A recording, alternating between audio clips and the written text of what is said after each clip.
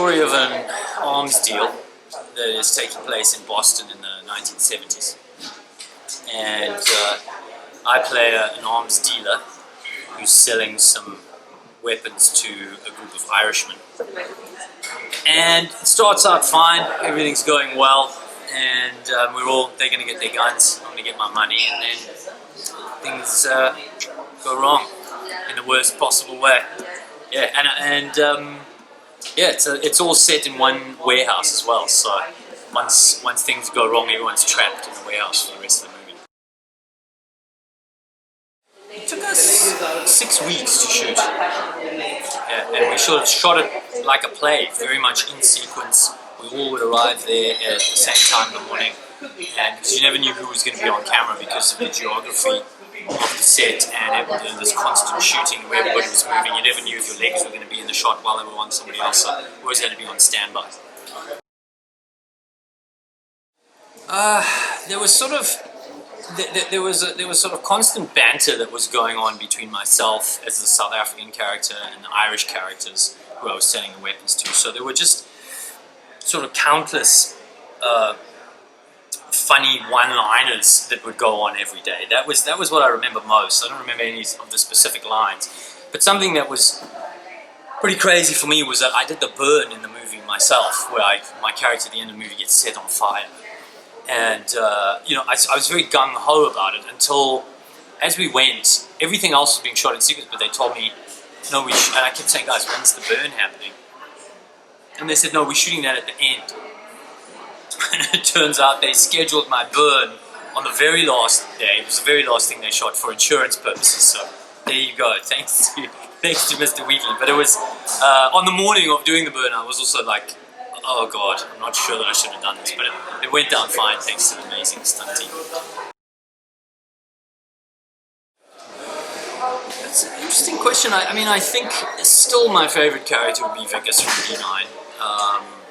It was just one of those things where the stars align and you get to put everything you have into a character.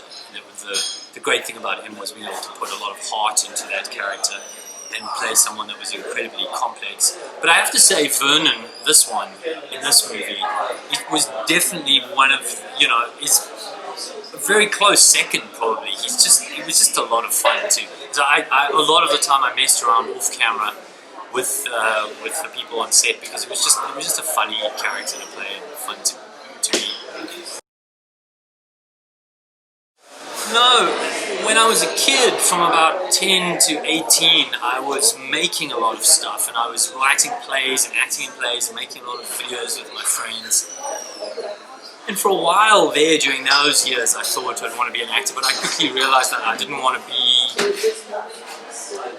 basically playing a lottery and putting myself at the mercy of like what other people thought of whether I was talented or interesting or whatever. And so I went behind the camera as a start of my career.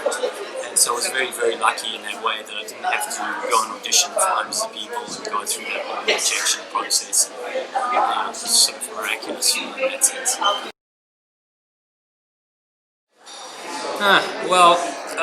I exercise quite a bit. I mountain bike. I ride my bike. Often my route is up. I end up driving up in the hills because I live up in the hills, so I ride up to the top of the Hollywood sign, which is quite surreal. I watch movies, listen to a lot of music. I write, so I suppose that's. I'm always doing something usually related to the business. I'm doing a lot of writing now.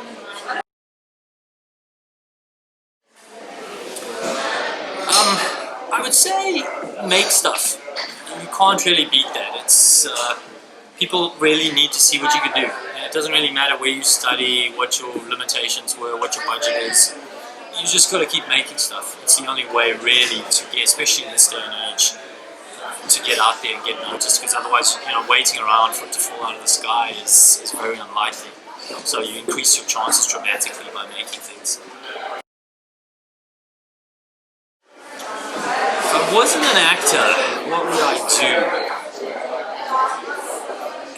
To be honest, I would love to be in some sort of rescue profession. Like I often feel what I do is a little bit ridiculous. We get celebrated for being dancing clowns, or acting like tough guys going to war when we probably run away if someone's shooting at us. And so I would love to be someone who does rescue. Either like the NSRI guys in South Africa, that's the sea rescue guys, or the guys who go out of helicopters and actually like help people, save people's lives.